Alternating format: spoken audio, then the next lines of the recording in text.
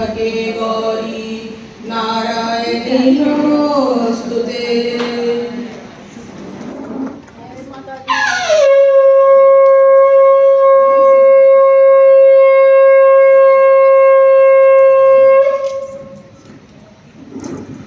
आइए अब सुनते हैं दुर्गा जी का एक्सक्लूसिव इंटरव्यू। आज हमारे बीच स्वयं माँ दुर्गा उपस्थित हैं। यह एक ऐतिहासिक पल है क्योंकि हम उनसे सीधा संवाद करने जा रहे हैं। माँ, आपका हमारी दुनिया में स्वागत है। बेटी, मैं हमेशा यहाँ थी, हर उस नारी में जो अन्याय के खिलाफ खड़ी होती है, हर उस बेटी में जो अपने सपनों के लिए लड़ती है, हर उस माँ में जो अपनी संतानों को सशक्त बनाती है। बस तुम लोग मुझे देख नहीं पाते। माँ, आपने राक्षसों का संहार किया, आप शक्ति की देवी हैं, लेकिन आज की नारी की सबसे बड़ी शक्ति क्या हो सकती है? नारी की सबसे बड़ी शक्ति उसका आत्मविश्वास है। अगर नारी को अपने अस्तित्व की पहचान हो जाए तो उसे कोई नहीं रोक सकता। जब मैंने महिषासुर को हराया था तब भी मैं अकेली थी, लेकिन मेरा संकल्प अडिग था। यही मेरी शक्ति थी। आज हर नारी को यह समझना होगा कि उसके अंदर एक दुर्गा है, बस उसे जगाने की देर है। आज भी कई महिलाएं अपने अधिकारों के लिए संघर्ष कर रही हैं। आप उन्हें क्या संदेश देना चाहेंगी? पहला कदम डर को त्यागना है।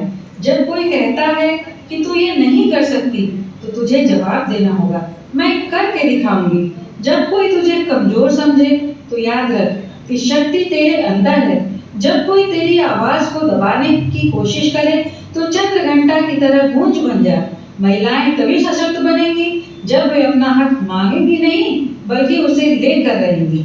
आपने सदियों से दुनिया को देखा है, क्या आपको लगता है कि समाज ने महिलाओं के लिए न्याय किया है?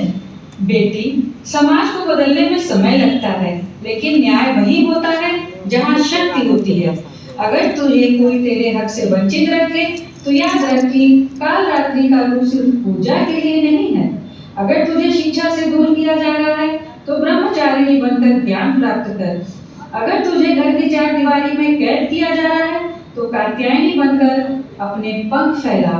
याद रख, शक्ति की देवी बनने के लिए किसी की इजाजत की जरूरत नहीं होती। आपने महिषासुर का वध किया, लेकिन आज के दौर में असली महिषासुर कौन है? महिषासुर कोई व्यक्ति नहीं है, बल्कि एक मानसिकता है। जो कहता है कि लड़कियां कमजोर होती हैं, वह महिषासुर है।